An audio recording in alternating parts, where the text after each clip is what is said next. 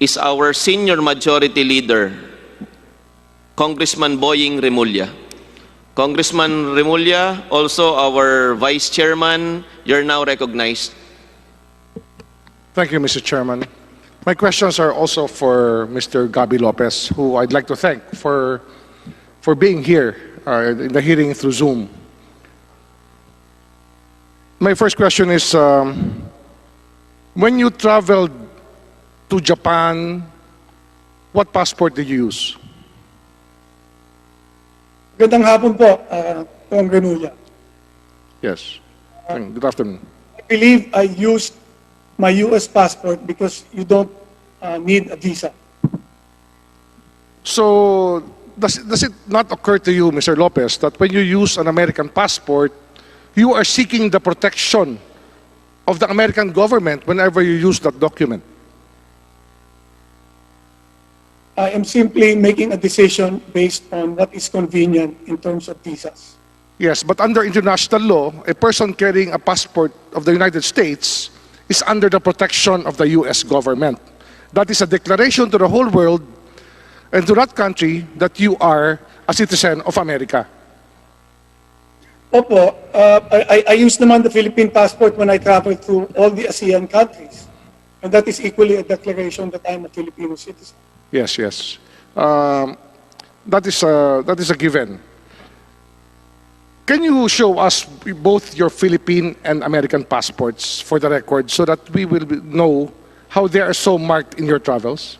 Are you willing to do this, Mr. Lopez? I believe it has been asked, the committee has asked for it, and it has been given, the documentation has been given. They've asked for copies of both my U.S. and Philippine passport. Mr. Chairman, do we have a copy of the records of the passports? Of Yes, Mr. we have Lopez? a copy of Mr. Gabi Lopez' passport, and the committee secretary Each is and every page of the said passport? together with the certificate. Do we have it?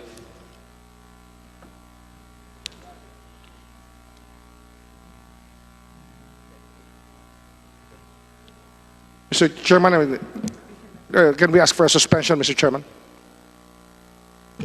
Hearing suspended. Hearing resumed. Thank you, Mr. Chairman. Bago po magpatuloy ng tanong si Vice Chairman Boying Remulla, the committee secretary is directed to give the said copies of the passports to our committee members. Mr. Chairman, it does not, I'm sorry to say, but this record does not reflect the travel records of Mr. Lopez because not all the pages were copied into the record.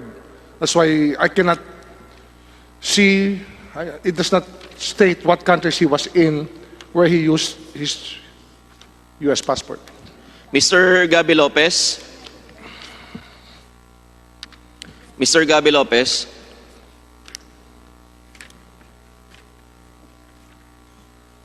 Maaari po bang magbigay ng mas magandang kopya at authenticated na kopya si Mr. Gabi Lopez, Comsec? Your Honor, I directed our staff to make a copy of each and every page of my U.S. and Philippine passport, and that was given to the committee po. Mr. Gabi Lopez, ang pakiusap po ng committee ito ay kung maaari po at hindi naman makakaperwisyo po sa inyo, ay maipadala po dito yung original na passport po ninyo.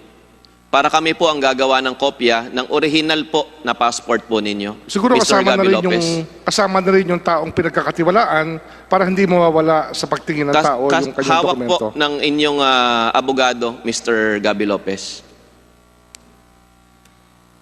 Okay. Maraming salamat po. The committee secretary is directed to execute the passport of Mr. Gabi Lopez. Mr. Lopez, have you gone to any country in Europe using your U.S. passport, Mr. Chairman? Opo. tuwing nagpupunta kayo ng Europe, ang ginagamit nyo rin ay inyong US passport, hindi ho Philippine passport. That's right. That is correct, Your Honor. Kaya, again, I would like to tell you that tuwing kayo ho magpupunta ng ibang bansa, nagamit nyo ang American passport, you are telling them that you are under the protection of the American government. Do you realize this, Mr. Lopez? Your Honor, my lawyer would like to make a I don't comment want, on this Mr. particular Chairman, line I of don't want the questioning. lawyer to speak here on this issue. I don't think the lawyer is needed to clarify this issue. It's just a statement of fact that whenever a person uses his passport, let's say, I use my Filipino passport, it means I am under the protection of my government, of the Philippine government. But when he uses his American passport, he's under the protection of his government, which is the American government. Mr. Gabi Lopez, ang inyo pong legal counsel ay maaaring magbigay ng kanyang mga suwestyon at pananaw regarding po sa pagsusumite ng prangkisa ng ABS-CBN. Ngunit ang katanungan po ni Congressman Remulla ay personal po na katanungan sa inyo, kaya maaari po ay personal niyo pong sagutin, Mr. Gabi Lopez. All right, Your Honor, I am a dual citizen, both an American citizen and a Filipino citizen. Regardless of whether I use my passport to a particular country, I can seek the support of that particular, of being a Filipino or an American in whatever country I'm in. So kunyari po, yung pinag-usapan mo, nandun ako sa Europe using a US passport and I run into a particular problem. I can go to the Philippine embassy and ask for support because it doesn't make a difference what passport you use. You are a US citizen, you are a Filipino citizen, you enjoy the protection and benefits of both countries, regardless of what passport you use po. Mr. Lopez, Mr. Chairman, is Mr. Lopez aware that under the Constitution, dual allegiance is inimical to the national interest? Can I allow my lawyer to answer this particular question? Yes. Maaari Mr. po, Mr. Gabi Lopez. Your lawyer is now recognized. Salamat po. Kasi po yung tanong is not really a question of fact, it's a question of law. No, it's a question of fact. Is he aware that under the Constitution, dual allegiance is inimical to the national interest? Isn't that like... Totoo Ayun po. lang naman ang tanong ko. Thank you. Thank you. That's all. Pero, Wala na ang ho, wala na akong sa nakikita tanong. ko doon- Basta yun lang ho. Basta alam lang ho nila that dual allegiance is inimical to the national interest. opo, pwede po ako magsalita ng konti. Hindi na, may follow-up question ako, baka malimutan ko ho eh. Nais ko lang ho sabihin sa committee na ang problema ho sa dual allegiance ay simple-simple. Pagka hindi magkasundo ang dalawang bansa, ay papipiliin ng tao pagdating ng panahon. At nagkaroon ho tayo ng nakaraan sa kasaysayan na halos 20% ng ating populasyon ay nilagas ng Amerika. Pinatay po ang ating mga kababayan ng Fil-American War, kaya ito'y hindi ho malayong usapin. Ito po yung nasa kasaysayan. Napakarami hong Pilipinong namatay ng Philippine-American War.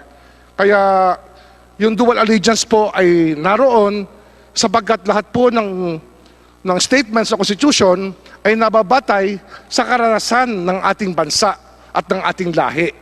Yun po sana ay malinaw po sa inyo. Pwede po ba ako magsalita? Hindi na ho, may susunod na ho akong tanong. There's no need, Mr. Chairman, even if he is a resource person, he cannot speak at will in this committee only when we allow him to. Is that clear, Mr. Chairman? Vice Chairman Remulla, you still have the floor. So, kung sino ang sasagot, nasa iyo po ang floor. Kung sino ang sasagot, kung sino po ang tatanungin mo, ikaw po ang masusunod, Mr. Remulla. Thank you, Mr. Chairman. Another question for Mr. Lopez. Did you vote in the Philippine elections, last Philippine elections, Mr. Lopez, Mr. Chairman? Your Honor. Yes, I did. Opo. Nagboto ako sa last election po. At during the same year, bumoto rin po kayo sa American elections. Ito po yung volunteer nyo sa committee nung huling hearing. Tama po Opo. ba yun? That is correct. Hindi pa niya naiisip na pag kayo ho ay bumoboto sa eleksyon ng ibang bansa, ay pinapadama nyo sa kanila na ang karapatan nyo bilang Amerikano ay buong buo, kaya kayo po ay naboto sa kanilang eleksyon. Are you aware of that, Mr. Lopez? Well, I'm an American citizen, and I exercised my right as an American citizen to vote in the election. It was the only election I have ever voted for in the U.S. I have voted in many, many elections in the Philippines. Sa US ho, ilang beses na ho kayo bumoboto? Isang beses lang po, Itong na 2016 lang po. only in 2016. Okay. Hindi ko na ho tatanungin kung sino binoto nyo. I was inspired to vote in that election po. Ngayon, sa TFC kanina tinanong sa inyo na ito po ay rehistrado sa Amerika at nagbabayad ng buwis sa Amerika. Tama ba ho ito, Mr. Chairman? Yes, Your Honor. Ano hong citizenship nyo na nag-a-appear pag kayo po ay nasa Amerika? Pag Filipino channel po pinag-uusapan, kayo ba ay Filipino, American, or dual citizen? I'm a dual citizen po. Hindi, pero sa records po ng TFC sa Amerika, ano hong lumalabas? Kayo ba ay Amerikano o Pilipino? Frankly, I don't recall whether I'm even registered in TFC. No? So it would have to be. Ayo, would you know the answer to this particular question? Sabi, hindi ako involved sa TFC. Matagal na yung TFC. Okay. I have one more question before the second round, and that question is, just give me your reaction, no? Kasi meron ho talagang mga tao who are so proud to say that the Philippines is the land of my birth. Like our president, he says that. The Philippines is the land of my birth. Mr. Gabi Lopez, how would you react to that statement vis-a-vis you're having America as the land of your birth? America as the land of my birth was an accident. It was a consequence of my father's actions. My own actions speak for itself over the last 35 years. I have been a Filipino. I am proud to be a Filipino. Okay. What you have to do is look at my record. Salamat po. Isa na lang po, no? Kanina sinabi nyo nga na kayo ay American citizen at bumoboto kayo at lahat yan. Ngunit nahalata ko po, lahat po ng newsfeed ng ABS-CBN ay hindi ho sinasabi yan. Ang sinasabi ho yun, you are a Filipino citizen. Wala hong sinasabi na kayo po ay American citizen. Ito ba ho ay kasama sa propaganda ng ABS-CBN para ho sa isipan ng tao maitanim na kayo po ay Pilipino at hindi wala ho kayong pagkabanyaga sa inyong pagkatao? Ito ba ho ay sinasadya ho na sabihin sa mga tao na kayo ay Pilipino lamang at hindi sinasabing kayo ay Amerikano rin? I beg to disagree, Congressman Remulla, to your insinuation that what ABS-CBN News does is propaganda. Ano ho yan eh? Nagbubukas po ako ng aking computer at ng aking tablet, ng aking telepono, at binuksan ko po yung Google Feeds. Sunod-sunod po yun. Mga article na labas ng ABS-CBN. At lagi ho nakasalagay doon na kayo po ay Filipino citizen. Ngunit kahit minsan, hindi ho binanggit na kayo po ay American citizen din. Sana ho, malaman nyo lang ho yun. Kasi marahil, hindi nyo nababasa yung aking nababasa po. Would you like me to submit a video to you that shows that ABS-CBN has said I'm both an American citizen and a Filipino citizen? Hindi na ho kailangan. Sinasabi ko lang ho, yun po ang aking nakikita lagi. Yun ho ang aking nakikita lagi na ang pinararating po sa lahat ng mamayan ng ABS-CBN na kayo po ay Filipino citizen lamang. Hindi ho nila laging kinukompleto yung statement na yon kung makakalusot sa ibang mga pagkakataon po. Natural po yun kasi nga this is a battle of perception that we are doing here, no? Itong franchise application at itong mga tanong na ito is really a battle for perception. And your people are very good at bringing this matter to public attention the way that they want it to, which is to make you appear that you are only Filipino and not American at all. Ipapaalala Mr. Chairman. lamang po, Tapos na po ang iyong katanungan. Tapos na po. Maraming salamat po. you, Ipapaalala ko pa naman na nakonsumo mo na po ang iyong 5 minuto.